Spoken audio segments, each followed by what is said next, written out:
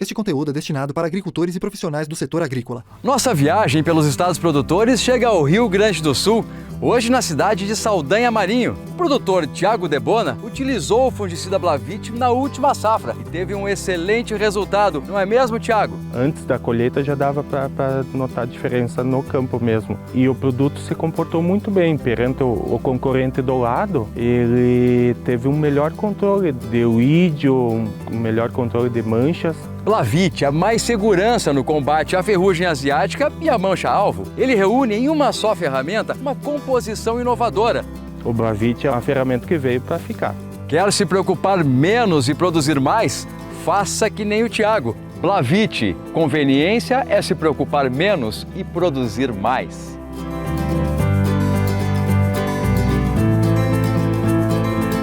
BASF. We create chemistry.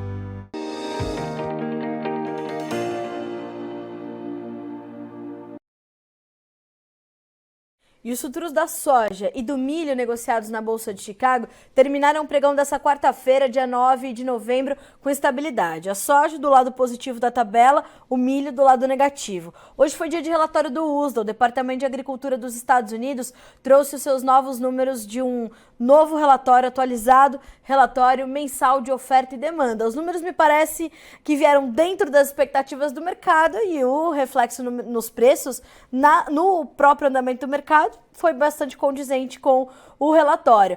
Será que foi isso? Essa pergunta que a gente vai fazer é para Enio Fernandes, consultor em agronegócios da Terra Agronegócios, que é o nosso convidado dessa quarta-feira.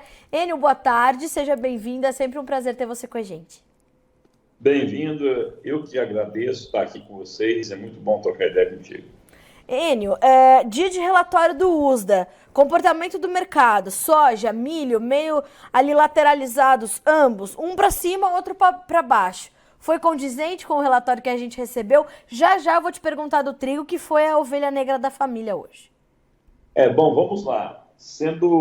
Primeiro nós temos que lembrar que saiu também os números da Conab, né? Verdade. Conab soltou os números delas e aí a gente começa a buscar coerência. Por que eu falo isso? Se você olhar o número da Conab, 153,5 milhões de toneladas de soja para a próxima temporada. Aí você vai no USDA, 152. Quer dizer, uma diferença de 1 milhão de tonelada, 1,5 milhão de tonelada, uma safra acima de 152, não é uma diferença grande.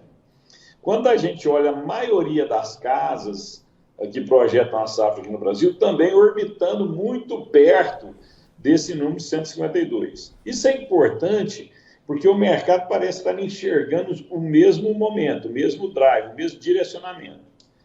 Quando a gente desseca os números da Conab com o do USDA, tanto na exportação e nos estoques finais, eles parecem também comungar, utilização e estoques finais.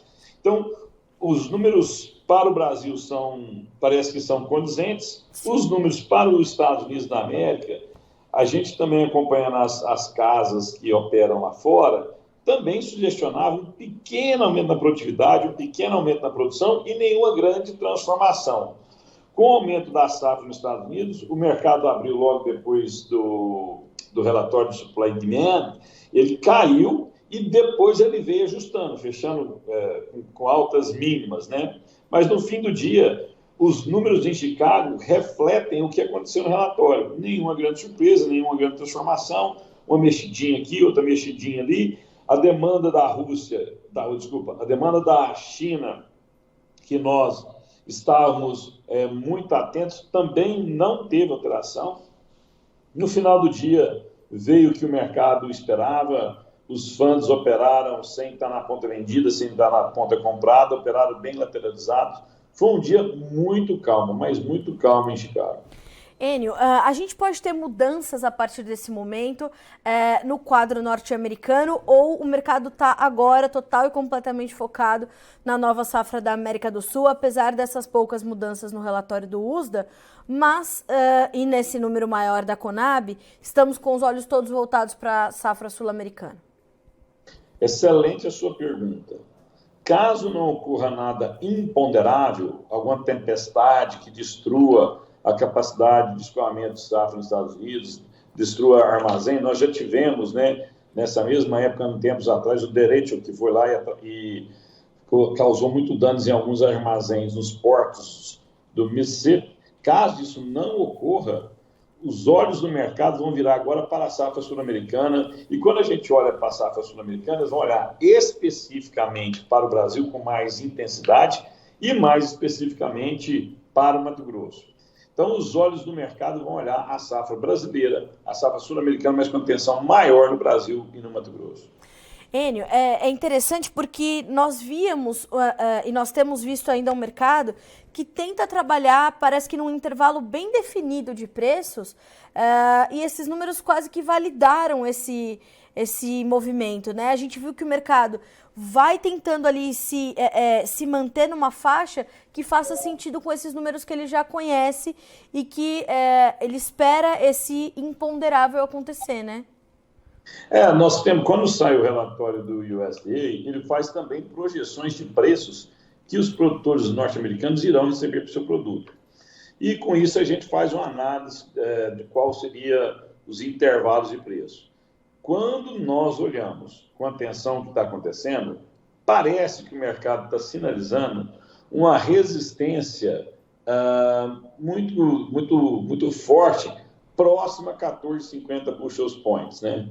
Toda vez que você rompe 14,50, você busca 14,70, 14,60, você encontra alguém disposto a comercializar.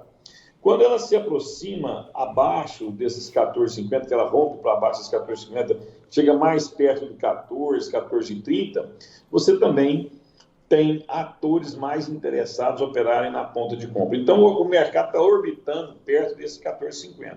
Na nossa visão, isso vai continuar até o mercado ter mais segurança da safra sul-americana. Nós temos que lembrar que nós estamos no 3º ano de Laninha.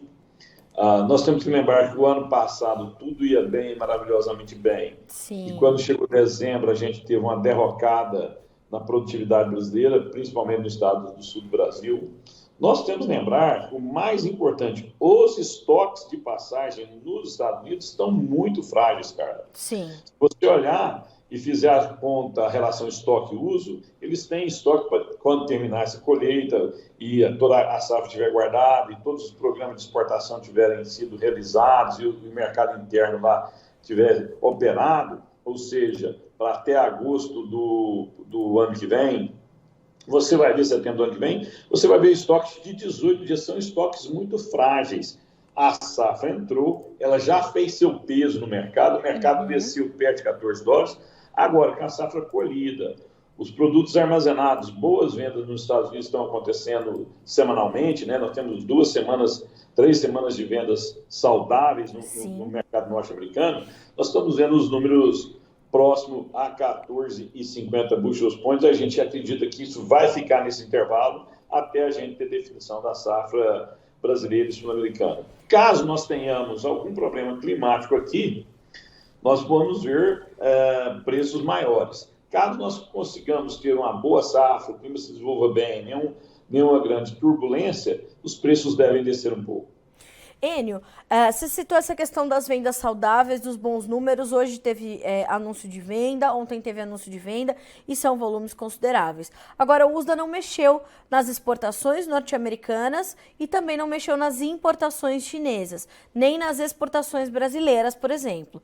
Isso é um ponto de alerta, mostra que a demanda ela está constante, mas não em crescimento, ou esses números ainda podem ser revisados conforme a gente for vendo levante das restrições ao Covid na China, mudança do comportamento por lá, mudança dos hábitos de consumo? Qual a tua perspectiva em relação à demanda? Bom, a gente tem que descer mais profundo nessa análise, né? Nós temos um problema grave no mundo, parece que é inevitável que nós vamos ter algum tipo de recessão na Europa. Os dados da economia americana mostram que essa elevação da taxa de juros deve avançar um pouco mais.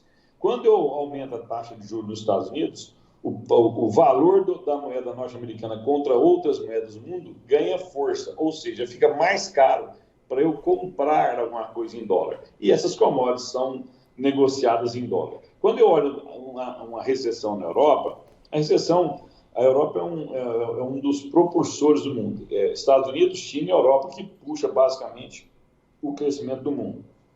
Quando eu olho a Europa, tudo indica que nós vamos passar um período muito tenso, né, de recessão, preço de energia cara. Isso diminui a demanda. E quando eu olho para a China, você está vendo o governo chinês fazendo um esforço para fazer a China voltar a crescer com mais robustez. Pode parecer que nós vamos ter um problema de demanda. Só que é o seguinte, existem commodities e commodities. Vou te dar um exemplo. Algodão é uma commodity que deve sofrer. Café é uma commodity que está sofrendo. Petróleo. Nós estamos com petróleo agora perto de 85, 90 dólares o barril. Chegou a 120. Quer dizer, nós tivemos uma retração muito forte dessas exportações de petróleo. Mas quando eu falo em grãos, soja, milho, trigo, isso é alimentação básica, arroz, isso é alimentação básica da população, né? Essa é uma demanda que você não tem muito o que cortar. Você, a não ser que seu poder de compra seja colapsado fortemente, você não tem como cortar. Se você olhar o que aconteceu, tanto na época do Covid, como quando no início da guerra, mesmo com problemas muito graves de logística, mesmo com problemas muito graves de renda no mundo, mesmo assim a demanda por essas commodities se sustentou, né? No final do dia, eu posso ficar sem andar de carro, mas é difícil eu ficar sem me alimentar, né? Então, no caso da demanda por soja, que é um item básico da alimentação, ela vai virar no final do dia proteína animal, acho difícil a gente ter uma retração muito forte da demanda. Outro ponto que eu gostaria que todo mundo pensasse junto conosco, né, ninguém é o dono da verdade, a gente tem que raciocinar junto. Nós vamos falando de corte de demanda, mas, de novo, o número do USDA mostrando a China adquirindo quase 100 milhões de toneladas, né, de soja, importando quase 100 milhões de toneladas de soja. É um número extremamente robusto. E agora com a safra norte-americana, mesmo com a demanda atrasada, a safra chegou lá, você vê uma aceleração nessas aquisições. Então, eu não tenho muita preocupação de demanda no caso da soja. Enio, como é que você está vendo o encaixe da soja brasileira nesse mercado? Como é que vai ficar a nossa competitividade nessa próxima temporada com a possibilidade de a gente escolher uma safra recorde ou uma safra que hoje a Conab revisou para cima, mas a gente ainda tem toda essa safra para se desenvolver. Como é que você está avaliando a nossa competitividade e o nosso papel na oferta global de soja nessa temporada 22-23? O Brasil é o maior produtor e o maior exportador de soja do mundo, né? Então, se você for demandar soja no mundo, um país que você olha com atenção é o Brasil. Agora vamos olhar os nossos outros países. Quando eu somo Brasil, Estados Unidos, Argentina, posso colocar o Paraguai aqui, mas se eu colocar só esses três ou o Paraguai, eu vou ter perto de 87% da soja do mundo em 4 países, sendo que o Brasil é o grande fornecedor. A safra americana já realizou. O produtor americano está vendendo escalonadamente. E os números do USDA mostram estoques muito baixos, 5,99, 6 milhões de toneladas no final do período dessa safra projetada até o ano que vem, né? São estoques muito baixos. Daqui uns dias estamos discutindo novamente se o produtor norte-americano vai plantar mais milho ou mais soja. Ambos os estoques não estão muito confortáveis. Lógico que o estoque de soja é mais apertado, mas o estoque de passagem dos Estados Unidos de 30 milhões de toneladas de milho é um estoque muito apertado. Ou seja, de novo, nós vamos ter a briga. Vai plantar mais soja, vai plantar mais milho. Nisso, favorece as cotações. Nisso, favorece também a entrada de consumo da safra brasileira. Só que o produtor brasileiro não deve se iludir, né? No final do dia, do ano passado para esse ano, nós vamos aumentar robustamente a quantidade de soja. Só o Brasil vai colocar no mercado mais 20% de soja. O ano passado, 125 milhões, respeitando os números da Conab, com 153 agora, nós estamos pondo quase 28 milhões de toneladas de soja no mercado. Estamos colocando 3 paraguaios, quase mais da metade da Argentina nós estamos entregando. Os preços altos estimularam os produtores a crescerem em suas áreas. Se o clima correr em condições normais, vai chegar no mercado em um momento que o mercado está muito pouco vendido para 2023. Ou seja, se a gente continuar nessa estratégia de muito poucas vendas para 2023, o peso da safra vai ser mais intenso, porque o produtor vai precisar fazer caixa para tocar a sua operação. Então, ele tem que tomar um certo cuidado, aproveitar as oportunidades que o mercado dá para proteger parte da sua produção. E, Enio, essa proteção de parte da produção, ela está caminhando quase que lentamente aqui no Brasil, né? A gente está com um percentual de comercialização da safra nova que está abaixo da média dos últimos anos e mostra um comportamento bem cauteloso, reticente na defensiva do produtor. Esse comportamento, como é que você está avaliando? E ele vai fazer sentido para algumas regiões e talvez não tanto para outras? Não, por que isso está acontecendo? Porque nos últimos 3 anos, todas as vezes que o produtor vendeu antecipadamente, ele teve uma surpresa negativa no momento da colheita, né? Na colheita, os preços estavam mais altos. Isso pode acontecer? Pode. Mas quando você tem uma operação que você quer ficar nessa atividade por muito e muito tempo, você não tenta acertar o máximo do mercado. Você tenta fazer boas operações com boas margens, com boas margens de lucro. Você gestiona o risco. Não é interessante eu vender no preço mais caro possível em 2023. É interessante eu vender com boas margens todos os anos. Aí eu planto 2023, 2024, 2025, 2026, 2027. Eu tenho sustentabilidade no nosso negócio. Certo. A soja, você ser um produtor de soja, não é uma corrida de 100 metros, né? É muito mais do que uma maratona. Você tem que ter resiliência, persistência. O ano é um ano desafiador, os custos estão extremamente altos. E quando os custos estão extremamente altos, eu tenho que tomar um pouco de cuidado, né? Eu tenho que trabalhar com um certo grau de proteção. Se não bastasse só isso, eu tenho uma volatilidade enorme da moeda norte-americana. Você viu sexta-feira passada, a moeda norte-americana ser negociada a 5,01, 5,02, 5,03. Hoje a gente viu 5,17, em alguns momentos do dia de ontem bateu 5,20, quer dizer, é muita volatilidade. Se você tem uma operação sua vencendo bem num dia que a moeda norte-americana está extremamente valorizada ou desvalorizada, você tem um risco enorme. Por isso, existem inúmeras ferramentas para você gestionar seu risco, né? Gestar seu risco, tanto no mercado a termo, quanto no mercado de bolsa, quanto em opções, e o produtor está fazendo, paulatinamente ele está fazendo. Enio, você recebe uma pergunta aqui do Vitor Hugo, falando sobre essa questão da possibilidade da Argentina trazer de volta o dólar soja, né? São rumores que estão circulando no mercado, né? A gente tem essas informações ventilando aí nos bastidores, e o Vitor Hugo te diz o seguinte: Enio, li sobre um possível retorno do dólar soja na Argentina, com o fim de incentivar a exportação da soja por lá. A pergunta é, olha que pergunta boa, da onde a Argentina está tirando tanta soja para exportação, Enio? E ele está te parabenizando pela entrevista, ele é de Itaporanga, São Paulo. Muito obrigado, Vitor Hugo, obrigado pelo elogio. Vamos lá, a soja da Argentina já foi vendida. A Argentina já fez essa venda. A Argentina vai entrar em processo de plantio, e lembre-se, o clima na Argentina está extremamente seco, como no Rio Grande do Sul. O cenário não é positivo. Eu não vejo o volume de soja saindo da Argentina agora, não consigo chegar. Já saiu o que tinha que sair. Para a próxima temporada, eu preciso pelo menos ter um desenvolvimento de plantio normal, ou vou perto da normalidade. Para os próximos dias, são esperadas o retorno de chuvas, tanto na Argentina como no Rio Grande do Sul. Mas, se nós olharmos, quase todas as notícias negativas já foram colocadas sobre a mesa. Lá atrás, qual que era o argumento? A safra norte-americana vai chegar e vai chamar os preços para baixo. A safra norte-americana chegou e os preços ficaram entre 14 e 14,50. Depois, qual que era a outra notícia?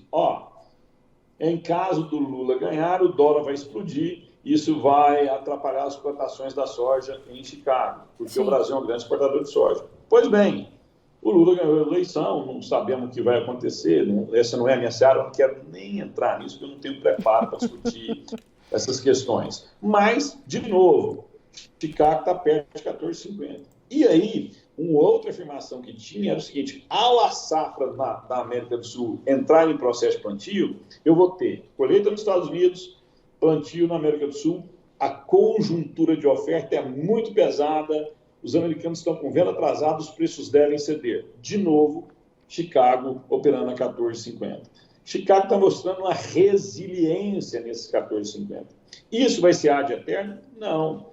Nós vamos chegar com safra logo agora no mercado. Como a safra americana teve um certo peso ao entrar no mercado e fez as cotações descerem, quando acontecer, quando a safra brasileira chegar, a safra sul-americana chegar, isso tende a acontecer. Por que a gente fala tende?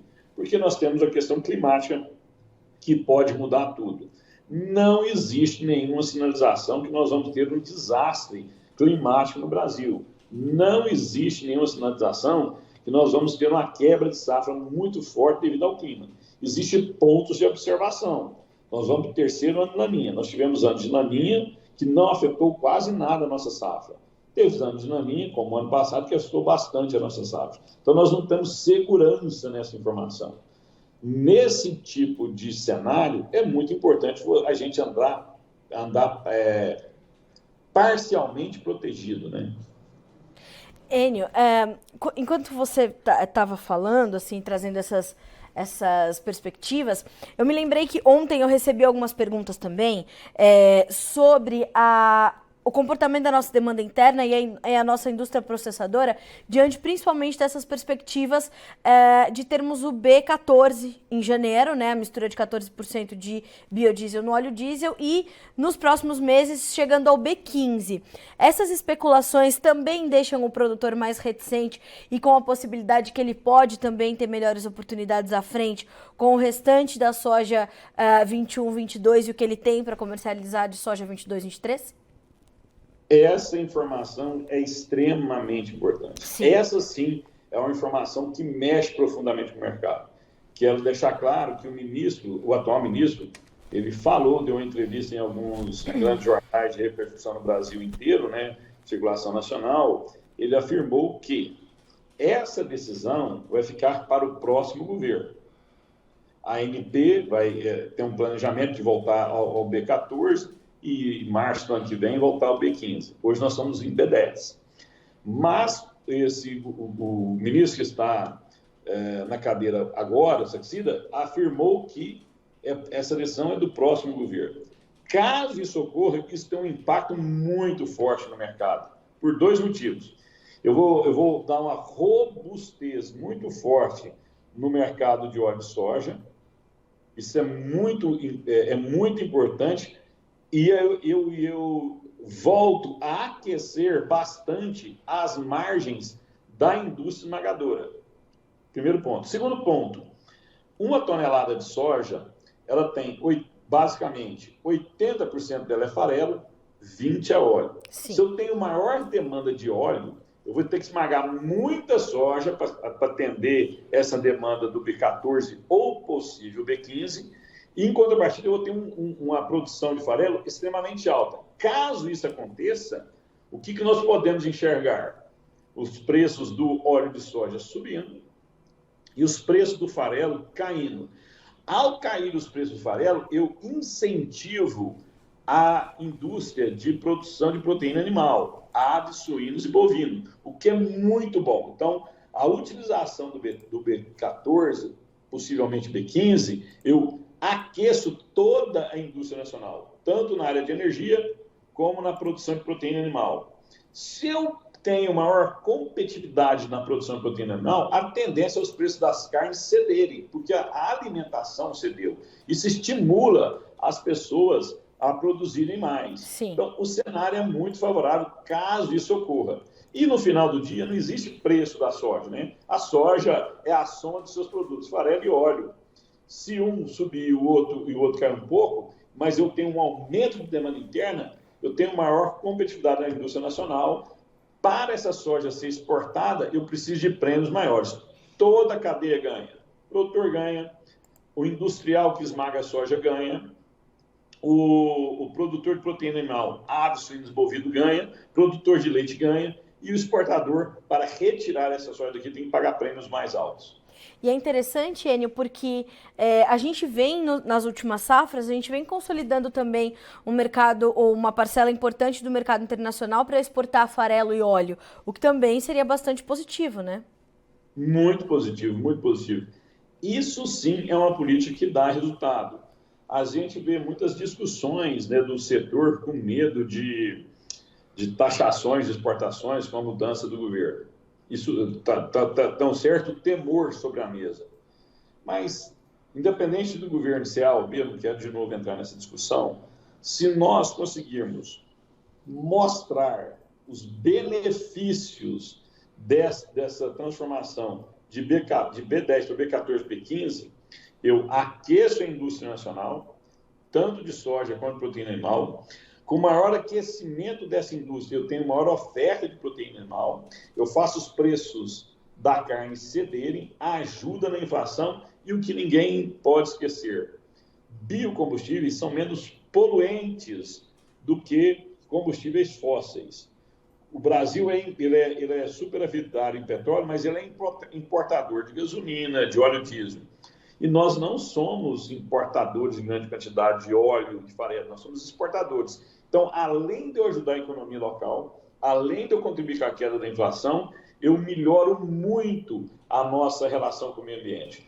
Por todos os fatores, o B14, o B15 é muito bom para a economia nacional, para os produtores brasileiros e para a sociedade brasileira. A gente tem que saber comunicar tanto com a sociedade quanto com o governo que vier assumir esse país em janeiro. Bom, Enio, para a gente concluir, a gente deve ter uma finalização de 2022, portanto, de horizonte positivo para o produtor brasileiro de soja, a gente pode dizer dessa forma. Já sabemos que as margens serão mais ajustadas, mas devemos ter uma conclusão de 2022 com horizonte positivo? Boa pergunta a sua. Nós passamos por um COVID, nós passamos por uma guerra, tivemos o medo de não ter preço fertilizante, estamos com um custo extremamente alto. Mas o que nós estamos discutindo aqui, Carla? Vamos ter margem maior ou menor? Logicamente que as margens vão ser menores, mas ainda é margem. Mais ainda é margem. Se nós tivermos boas produtividades em todo o Brasil, na grande maioria dos casos, você vai ter margem em sua operação. Isso é muito importante. Eu entregar mais um ano de margem. Por quê? Ao entregar mais um ano de margem, esse produtor volta a investir no negócio dele. O produtor de soja, o produtor de milho, o produtor brasileiro, o produtor rural brasileiro, ele é um investidor contumaz. Ele sempre está investindo quando ele é apaixonado na atividade dele, né? Tanto eu falo isso com muita tranquilidade. Eu lembro em épocas que nós tínhamos taxa de juros Selic a 45% ao ano, 50% ao ano, 40% ao ano. Qualquer pessoa com mínimo de formação financeira, assim, não invista, aplique o dinheiro que você ganha mais sem risco. Mesmo assim, esses produtores continuaram acreditando na sua atividade, continuaram fazendo o que gostam, continuaram investindo na sua atividade. Agora, nós estamos com taxa de juros de 13%, 14%. As margens extremamente apertadas, mas é bem melhor do que a gente viu no passado. Então, eu acredito que o produtor vai continuar investindo, ele só tem que tomar cuidado em calibrar essa comercialização. Outro ponto, só para a gente terminar, muita gente critica o produtor brasileiro na comercialização. Na verdade, se você olhar o histórico dele, lógico, ninguém acerta o olho da mosca voando. Você, às vezes, perde oportunidades ou não.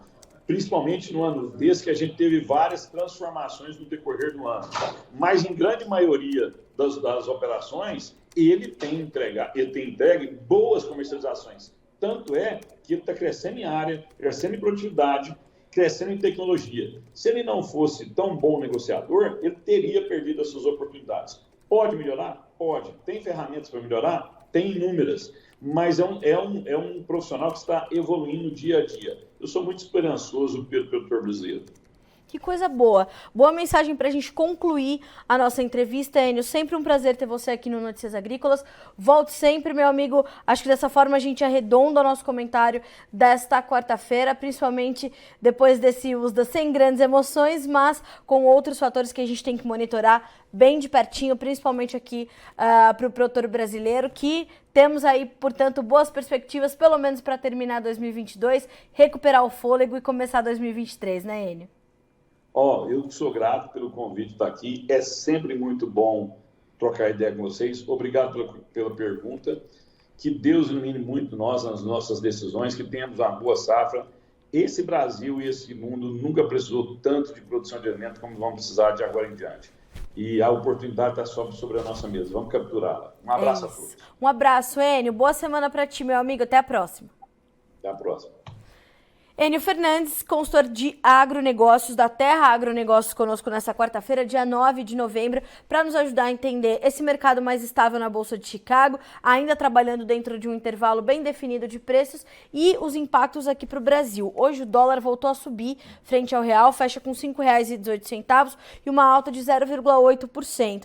Mas a gente tem outros fatores que também estão interferindo e ajudando a direcionar as cotações aqui no Brasil. Fato é que temos ainda momentos de oportunidades, temos ainda uma boa conclusão para 2022 à frente e o produtor tem que fazer a sua gestão, ter o seu planejamento comercial para saber capturar essas oportunidades, como disse o Enio. Vamos ver como ficaram os preços no fechamento do pregão desta quarta-feira, números da soja na sua tela, para a gente conferir o fechamento. Novembro, $14,59 por bushel, lembrando que esse contrato já sai da tela nos próximos dias. Janeiro, que é um dos mais negociados agora, $14,52 com 5,5 pontos de alta. O março, fechando com $14,57, sobe 4 pontos. Mesmo ganho para o maio, referência para a nossa safra, que fecha com $14,63. Passando para os preços do milho. Milho fecha também com estabilidade, mas no campo negativo. Dezembro, $6,64, perde 3 pontos. Março, $6,70, 3 pontos mais 25 de queda. O maio, mesmo valor, $6,70, também perdendo 3 pontos mais 25. E o julho, $6,66 por bushel, a perda é de 3 pontos mais 75. Passando para o trigo, para a gente concluir, esse sim cedeu forte. Em Chicago, dezembro, $8,06, 21 pontos mais 25 de baixa. O março, $8,27, perdendo 19 pontos mais 75. O maio, $8,39, 18 pontos mais 75 de queda. E o julho, $8,44, a baixa neste caso foi de 18 pontos. A gente fica por aqui com esse boletim, mas as nossas informações continuam chegando para que você seja sempre o produtor rural mais bem informado do Brasil. Amanhã estamos juntos novamente aqui na nossa programação ao vivo. Bom descanso para você e até lá. Se inscreva em nossas mídias sociais, no Facebook Notícias Agrícolas, no Instagram @Notícias Agrícolas e no nosso Twitter @Notiagre. E para não perder nenhum vídeo, não se esqueça de nos acompanhar no YouTube e na Twitch, Notícias Agrícolas Oficial.